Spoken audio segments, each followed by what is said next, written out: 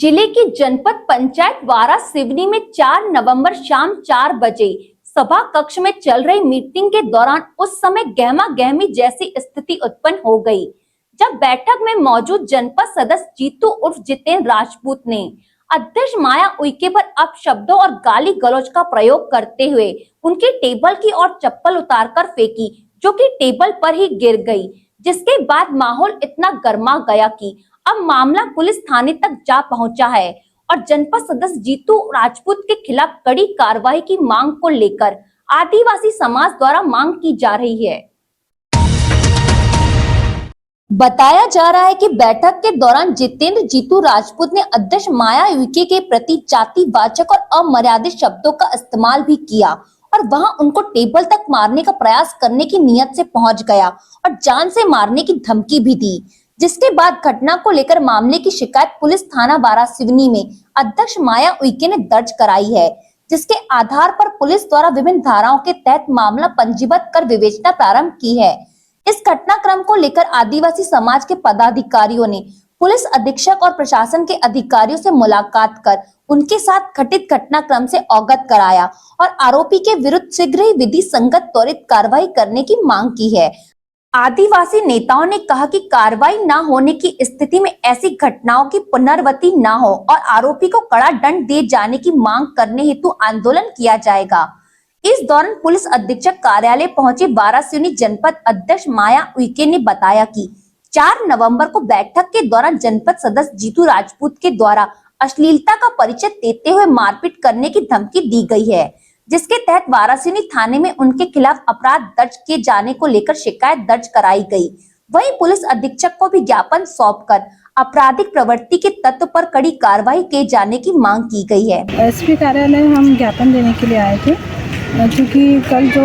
हादसा मेरे साथ में हुआ जनपद पंचायत वारा सिवनी में हमारे सदस्य जीतू राजपूत जी के द्वारा जो अश्लीलता का प्रदर्शन करते हुए उन्होंने जो गाली गलौज किया और जो जैसे मारने की धमकी दी, उसी को लेकर हमने वारा सिवनी थाने में भी रिपोर्ट दर्ज कराई है और उसी का ज्ञापन हम एसपी कार्यालय में दे रहे हैं। क्या मांग कर रहे हैं आप?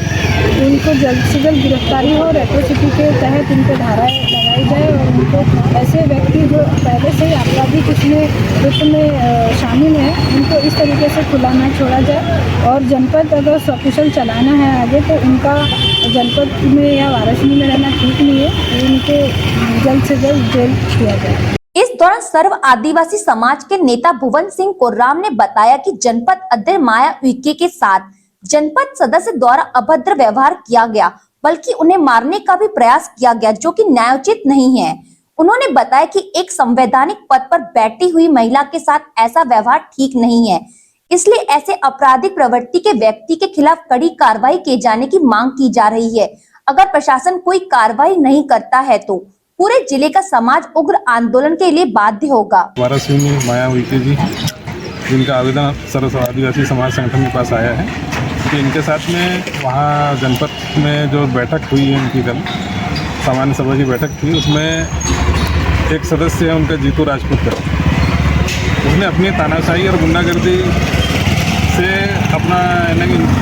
जो इनकी जो जनपद अध्यक्ष के द्वारा जो वहाँ पे बैठक में जो निर्णय लेने थे उसमें अपनी मनमानी करने के चक्कर में इन्हें दबाव डाल रहे थे और ये इन्होंने कहा कि भाई हम अपने हिसाब से करेंगे, जनपद अध्यक्ष में मुझे संवैधानिक पद पे बैठाया गया है तो अपनी जिम्मेदारी का निर्वहन मुझे करना है, आप केवल हमें सजेशन दे सकते हैं और साथ यही कहा गया जो सही होगा सब सर्वसम्मति से हम निर्णय लेंगे, यही इनका करना था। लेकिन जीतू राजपूत को ऐसा था कि अपना तानाशाही करना था, अपना सब चलाना था और इस वजह से उन्होंने इन्हें जातिगत गाली दी, इन्हें गोंडीन गंवार कहा गया